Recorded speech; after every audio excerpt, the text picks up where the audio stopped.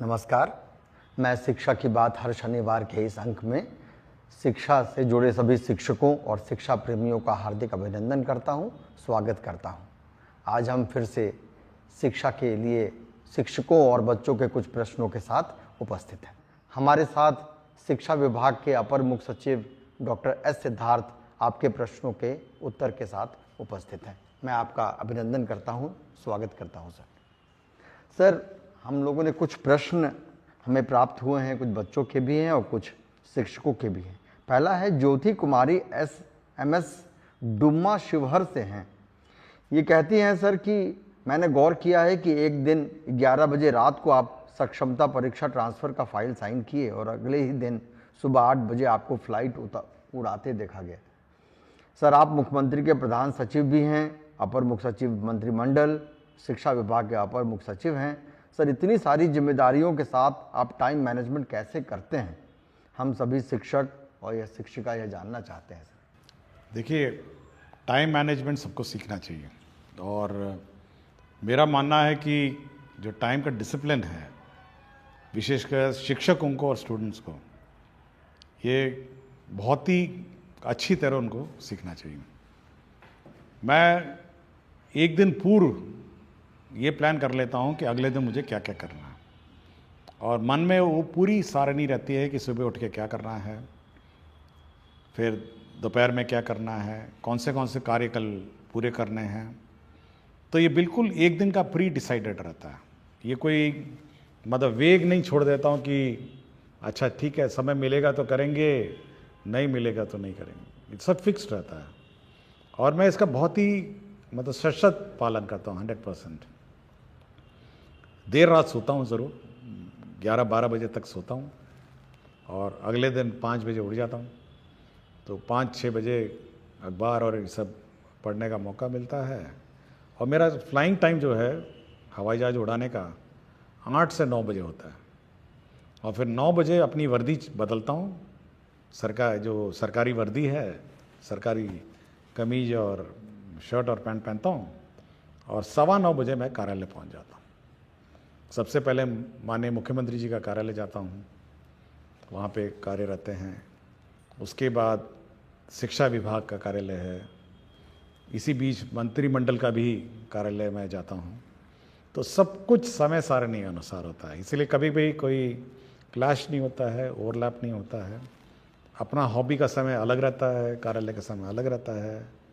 और मैं सभी से मैं एडवाइस करूँगा कि कोशिश करें कि टाइम का मैनेजमेंट और टाइम मैनेजमेंट थोड़ा मेंटेन करेंगे सभी, और बच्चों को भी ये बात सिखाएं, क्योंकि बच्चे बचपन से अगर टाइम मैनेजमेंट सीखेंगे तो बाद में जाके मतलब सब कुछ कर पाएंगे। समय पे मैं पेंटिंग के लिए भी समय निकाल लेता हूँ, फोटोग्राफी के लिए भी निकाल लेता हूँ, हर चीज़ के लिए समय निकल जाता है। और अगर टाइम मैनेजमेंट हो तो सब कुछ हो जाता है, और अगर टाइम मैनेजमेंट नहीं हो तो कुछ नहीं होगा। फिर आप कंफ्यूजन में रहेंगे और दुविधा में ही रहेंगे हमेशा। राकेश सर शिक्षक हैं, प्राथमिक विद्यालय बड़की बलियारी विक्रमपटना के। इनका पूछना है कि जब हम गुणवत्तापूर्ण शिक्षा की बात करते हैं तो बच्चे ज़्यादा मातृभाषा में सीखना पसंद करते हैं और अभी तक बच्चों के बीच इससे संबंधित कोई सामग्री नहीं गई है, जबकि राष्ट्रीय शिक्षा नीति भी इसके संबंध में बात करती है।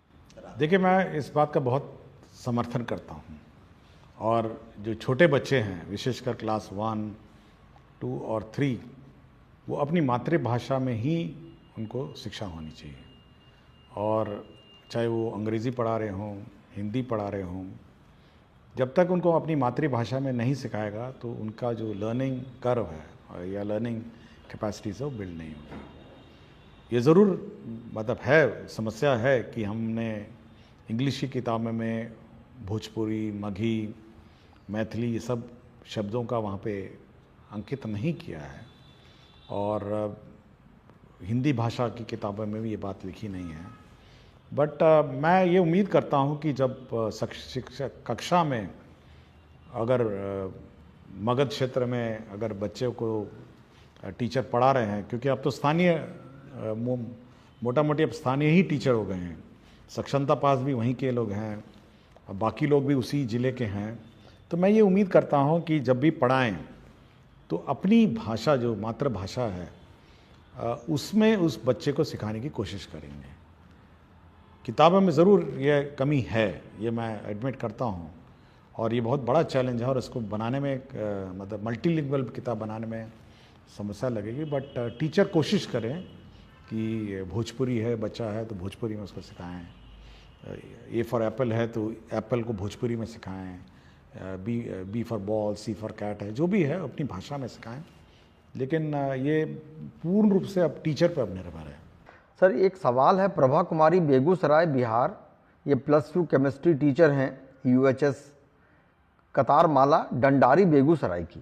ये पूछते हैं कि गुणवत्तापूर्ण शिक्षा सुनिश्चित करने हेतु चेतना सत्र में कौन कौन सी गतिविधियां की जानी चाहिए सर?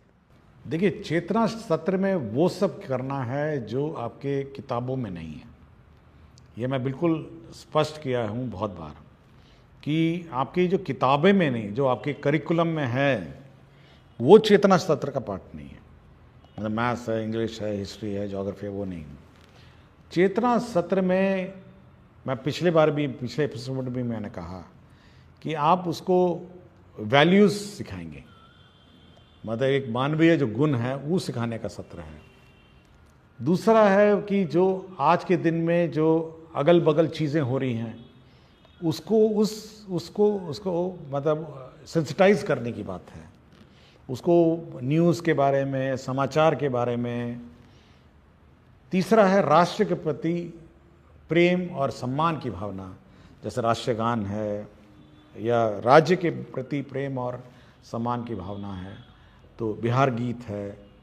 तो ये सब चीज़ें उसको सिखाना है, और एक साथ कतार में खड़े होके प्रार्थना करना, एक साथ और बच्चों को संबोधन, मतलब जब बच्चे कोई ना कोई क्लास में एक बच्चा सुनाता है, कोई भी का वक्तव्य अपना देता है, तो लीडरशिप क्वालिटीज़ हैं, तो ये सब सिखाने का सत्र है।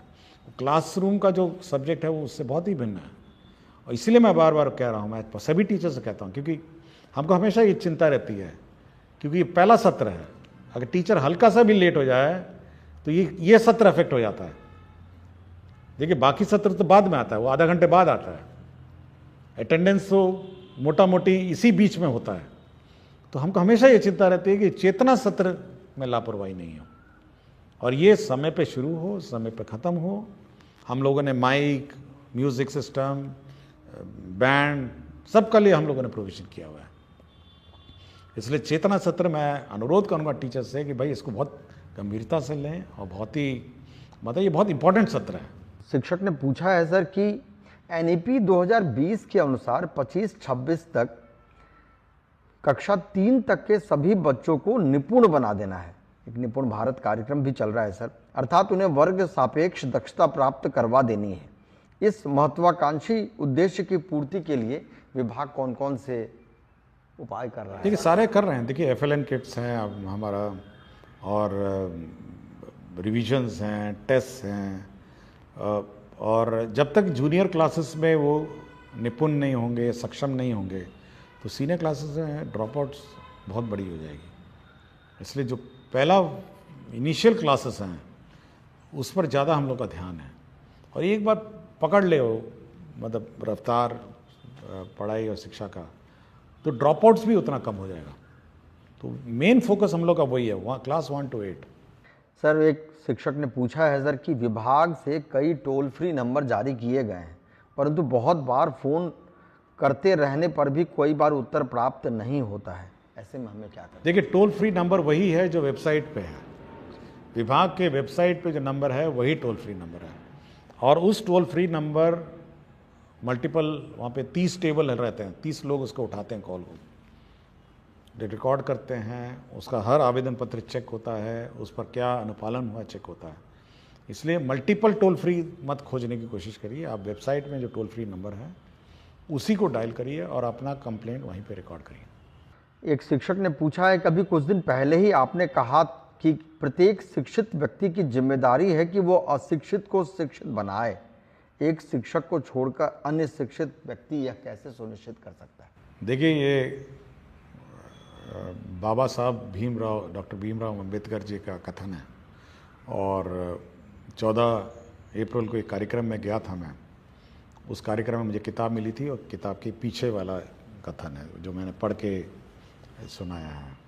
और देखिए, टीचर तो शिक्षित हैं जो शिक्षा ग्रहण कर रहे हैं, लेकिन समाज में बाकी लोग भी तो शिक्षित हैं ना। आपके मुखिया जी हैं, वार्ड सदस्य हैं, जीविका हैं, तो सब लोगों का अगर आप शिक्षा प्राप्त करते हैं तो ये आपकी जवाबदेही है और आपकी रिस्पॉन्सिबिलिटी है कि बाकियों को भी आप शिक्षित बनाएंगे। देखिए, बहुत ही सिंपल ही मांग रहा हूँ मैं, कोई बहुत बड़ी डिमांड नहीं है मेरी। मैं इतना ही कह रहा हूँ कि भाई जो बच्चा बाहर घूम रहा है या बच्चा ड्रॉप आउट है उसको वापस स्कूल में लाइए, इतना ही कर दीजिए, बहुत है। मैं कोई बहुत बड़ी चीज़ नहीं मांग रहा हूँ एक शिक्षक व्यक्ति से। बच्चा बगल में मोहल्ले में घूम रहा है बाहर, उसको आप समझा बुझा के स्कूल में भर्ती करा दीजिए, इतना ही मेरी डिमांड है। और इतना ही करिए ना, बाकी कुछ मत करिए, आप इतना ही कर दीजिए। बाकी वो बच्चा एक बार शिक्षित हो जाएगा, वो अपने में संभल जाएगा। जी, बहुत उपयोगी है सर। कि सर एक शिक्षक ने पूछा है कि कई शिक्षक अपनी लेखनी या नवाचारी मन के कारण सोशल मीडिया पर बहुत प्रसिद्ध होते हैं, परंतु उस नवाचार को अपने वर्ग कक्ष तक ले जाने में असफल रहते हैं। इस सिचुएशन को डील करने हेतु आपका क्या सुझाव है सर? देखिए, बार बार मुझे डायरेक्टर SCERT से मेरी बात होती है और मेरे ख्याल से हर एक महीने में उनका इसमें मेरे से डिस्कशन हो जाता है। और मैं बार बार उनको ये चिंता व्यक्त करता हूँ कि भाई ट्रेनिंग तो बहुत अच्छा कर देते हैं, FLN भी बहुत अच्छा बना लेते हैं, लेकिन यह वहाँ क्लासरूम परिवेश में क्यों नहीं दिखता है? मतलब जब क्लासरूम में जाता है तो ये परिवर्तन कैसे हो जाता है? आप या तो आपका ट्रेनिंग मेथोडोलॉजी गलत है। ऐसा नहीं है ना कि हम FLN यहाँ बनाएं, मान लिया उस दिन 110 FLN थे और क्षेत्र में जाएंगे, हो सकता है उसमें 110 में 60 हो, 40 नहीं हो पाए। तो बार बार मैं SCERT को ये बोलता हूँ, भाई ट्रेनिंग जब आप करते हैं और ट्रेनिंग मेथोडोलॉजी करते हैं तो आप यह ध्यान रखें कि जो आप पढ़ाते हैं वो स्कूल में इम्प्लीमेंट हो रहा है, यह सुनिश्चित करेंगे। और ये भी कहा है कि हर जो फैकल्टी है उसके साथ आप 2 स्कूल अटैच करेंगे। वो अपने जो प्रयोग है FLN का प्रयोग, वो देखेगा कि जिस टीचर को हमने ट्रेनिंग दिया था तो वास्तव में वो पढ़ा रहा है नहीं पढ़ा रहा है जिस प्रकार की ट्रेनिंग उसको दी गई है, या अपने मर्जी से फिर शुरू हो गया। तो ये चिंता मेरी है कि सोशल मीडिया में बहुत सारे नवाचार हैं, FLN किट्स भी हैं, FLN मेथोडोलॉजीज़ भी है, लेकिन ये स्कूल में वास्तव में ये वहाँ पे है या नहीं है, हो रहा है या अलमारियों में बंद है या डब्बों में बंद है, ये मेरी बहुत चिंता है और इसका मैं समाधान निकालने की कोशिश में लगा हूँ। बहुत स्वाभाविक है सर। सर एक प्रश्न पूछा है शिक्षक ने कि 100% नामांकन के लिए अभी नामांकन पखवाड़ा भी चल रहा है और ये शैक्षणिक सत्र की सबसे महत्वाकांक्षी उद्देश्य भी है। इसके डेट को अभी एक्सटेंड करके सर 22 अप्रैल तक किया गया है। वो पूछ रहे हैं कि सर हम शिक्षक ऐसा क्या करें कि जिससे नामांकन में तेजी आए? देखिए, तेजी में क्या, आपका पहले तो मीटिंग, मैंने पहले ही कहा है, आप मुखिया जी को ये मीटिंग करेंगे, वार्ड सदस्य को मीटिंग करेंगे, गांव में आंगनवाड़ी सेविका मीटिंग करेगी, आपके जीविका दीदी मीटिंग करेंगे, बच्चों की प्रभात फेरी निकालिए, आप स्कूल को इतना अट्रैक्टिव कर दीजिए कि मतलब बच्चे देखने आए स्कूल में क्या हो रहा है।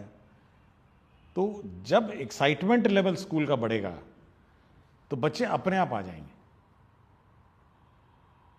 मतलब कभी कभी मैं सोचता हूँ कि कभी कोई JCB गांव में आ जाता है, उसको देखने के लिए 15-20 लोग इकट्ठा हो जाते हैं, मतलब एक्साइटेड हो जाते हैं कि कुछ चीज़ हो रहा है या स्कूल में हो रहा है। तो जैसे स्कूल में वो एक्साइटमेंट है, अटैचमेंट है, या स्कूल में कोई इवेंट हो रहा हो, माइक, देखिए एक चीज़ मैंने सबको कहा है कि शुरू में 6:30 बजे स्कूल है, आप एक ही काम करिए, कुछ नहीं करना है, आप जोर जोर स्कूल का गाना चलाइए, जोर जोर परेड करिए, जोर जोर अपना स्कूल में वक्तव्य दीजिए, ताकि पूरे गांव में आवाज जाए कि स्कूल शुरू हो गया। और कोई बच्चा बाहर घूम रहा है या उसका माता पिता सुनेगा ना, तो वो अपने बच्चे को देखेगा, कहेगा कि नहीं इस बच्चे को तो स्कूल में जाना है, बाकी बच्चे तो पहुंच गए। तो ये माइक है, बड़ा एम्पलीफायर ले लीजिए ना, बड़े बड़े एम्पलीफायर ले लीजिए, लेकिन ऐसा आवाज करिए पूरे गांव मोहल्लों में कि अगल बगल सारे माता पिता को पता चल जाए कि 6:30 बजे स्कूल शुरू हो गया है, अब स्कूल की गतिविधि शुरू हो गई है, प्रार्थना शुरू हो गया है, आपका राष्ट्रीय गीत हो रहा है या आपका कोई वक्तव्य सुनाया जा रहा है। ये जो आप पूछ रहे थे पहले कि चेतना सत्र का क्या उद्देश्य है, चेतना सत्र का उद्देश्य ये है कि चेतना स्कूल के अंदर ही नहीं बल्कि स्कूल के बाहर भी चेतना करना, और अगल बगल जितने माता पिता हैं उनको अपने लगे अंदर कि भाई मेरा बच्चे को तो होना चाहिए समय, लेट भी नहीं पहुंचाएगा, कि भाई जैसी आवाज आएगी तो बच्चा सो भी रहा होगा तो उठा के उसको भेज देगा कि भाई तुमको तो 6:30 बजे स्कूल शुरू हो गया है, और या कहीं ड्रॉप आउट होगा तो उसको भर्ती कराएगा। तो उस चेतना सत्र में माइकिंग का, आवाज का, मतलब उसका प्रयोग किया जाए और फुल वॉल्यूम में प्रभात फेरी निकाली जाए, माइक लगा के मुखिया जी का मीटिंग कराया जाए, वार्ड सदस्य का मीटिंग कराया जाए, जीविका बिल्कुल हिला दिया जाए, मतलब गांव का जो मतलब वातावरण है उसको इतना चार्ज कर दिया जाए कि सारे बच्चे स्कूल आ जाए। बिल्कुल बच्चे भाग के आए स्कूल। हाँ, मतलब जब एक्साइटमेंट होगा तो सब आ जाएगा ना। अब आपको उम्मीद करेंगे कि हाँ एक तो शांति से वातावरण में स्कूल चल रहा है, आप उम्मीद करेंगे कि अच्छा हम अपना बच्चा लेके जाएंगे, अच्छा कल, आज नहीं तो कल ले जाएंगे, कल नहीं तो परसों, करते करते करते गया। फुल वॉल्यूम में गीत बजाइए, स्कूल में गीत बजाइए, फुल वॉल्यूम में प्रार्थना चलाइए, पूरा गांव का माहौल को ना हिला दीजिए माइक से। विभिन्न धर्मों में भी है, होता है ना, मस्जिद में अजान होती है, मंदिर में आरती होती है, कितना अट्रैक्शन हो जाता है किसी भी मनुष्य को कि बस जाके प्रार्थना या इबादत करनी है, तो वो पैदा करना पड़ेगा स्कूल को। एक मंजीत कुमार शिक्षक हैं सर, राजकीय मध्य विद्यालय माधोपट्टी के। आजकल बच्चे मोबाइल में बहुत अधिक समय बिताते हैं, क्यों नहीं मोबाइल आधारित शिक्षण सामग्रियां शिक्षा विभाग द्वारा ऑनलाइन उपलब्ध करवाया जाए ताकि वे घर पर भी सीखना जारी रख सकें। क्या इस तरह के मोबाइल आधारित शिक्षण सामग्री में मूल्यांकन की व्यवस्था भी हो सकती है? देखिए, हम लोग का है कि क्लास 6 से हम लोग ICT लैब स्थापित करेंगे सर, और क्लास 6 से सभी स्कूल में कंप्यूटर होगा, छोटे स्कूल में कम होगा, बड़े स्कूल में कम होगा, और हम लोग मटेरियल को डिजिटल फॉर्म में भेजेंगे सब स्कूल में, और कोई भी माता पिता या बच्चा लेना चाहे डिजिटल फॉर्म में ले सकता है। तो ये व्यवस्था हम लोग कर रहे हैं, और लाइब्रेरी में पेन ड्राइव हम लोग रखेंगे, जो बोरो करना चाहेगा किताबों के अतिरिक्त पेन ड्राइव भी बोरो कर सकता है, घर ले जाए अपना कॉपी करे या जो करना करे। तो डिजिटल लाइब्रेरी को भी हम लोग स्ट्रेंथन करने की कोशिश में है। तो इस साल हम लोग का यही लक्ष्य है कि ICT लैब हो, डिजिटल लैब हो, और बच्चे मतलब फिजिकल बुक्स के अलावा डिजिटल बुक्स भी बोरो कर सकें, ये हमारी व्यवस्था है। एक बच्ची का प्रश्न है सर, सुहानी कुमारी हैं, कक्षा 4 मध्य विद्यालय माधोपट्टी दरभंगा की। इनका सवाल है सर कि विद्यालयों में बच्चों की ऑनलाइन उपस्थिति दर्ज करने को लेकर कुछ दिन पहले संकल्प लिया गया था, क्या इसी सत्र से बच्चों की ऑनलाइन हाजिरी बनेगी? ये कौन सा क्लास की हैं? ये कक्षा 4 की हैं सर। 4 की हैं, चलिए, ये अट्रैक्ट हो रही हैं चीज़ों के साथ की। कक्षा 4 में भी मतलब डिजिटल एज का जनरेशन है।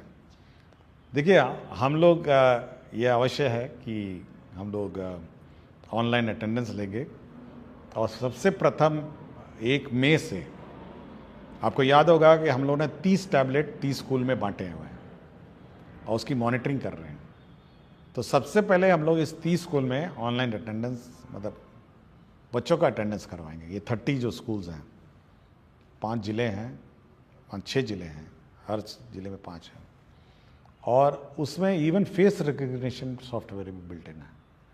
तो बच्चा अपना रजिस्टर करेगा, टीचर भी रजिस्टर करेंगे, और अटेंडेंस, ग्रुप अटेंडेंस होगी बच्चों की और टीचर की भी, और ऑटोमेटिकली वो सॉफ्टवेयर जो है वो इनके लाइब्रेरी फ़ोटो से उस फोटो को मिलान करेगा और टीचर का अटेंडेंस शीट बना देगा और बच्चों का अटेंडेंस शीट बना देगा कि कौन बच्चे उपस्थित हैं, कौन बच्चे उपस्थित नहीं हैं। तो ये 1 मई से 1 मई से ये 30 स्कूल में हम लोग लागू कर देंगे। ये ट्रायल पे चलेगा कुछ दिन, टेक्नोलॉजी नहीं है, लेकिन उसके बाद आपको हर टीचर का attendance automatically optical recognition software से निकल जाएगा और हर बच्चा ग्रुप में भी बैठ के मिड डे मील खा रहा है, उसका फ़ोटो ले लेंगे तो वो ऑटोमेटिकली बता देगा कि कितने बच्चे, कौन बच्चा खा रहा था और कौन बच्चा उस पूरे कतार में मिसिंग है। तो ये सॉफ्टवेयर है। कक्षा 4 की जो सुहानी कुमारी बच्ची हैं, छात्रा है, तो डिजिटल एज में प्रवेश कर रही हैं, तो अब वो कागज़ी अटेंडेंस और फिज़िकल अटेंडेंस का भी युग ख़त्म हो गया है और एक बार ये टेस्ट हो जाएगा तो स्टेट वाइड रोल आउट करेंगे हम। बहुत बहुत धन्यवाद सर। सभी को नमस्कार। हम अगले शनिवार के साथ पुनः उपस्थित होंगे। धन्यवाद।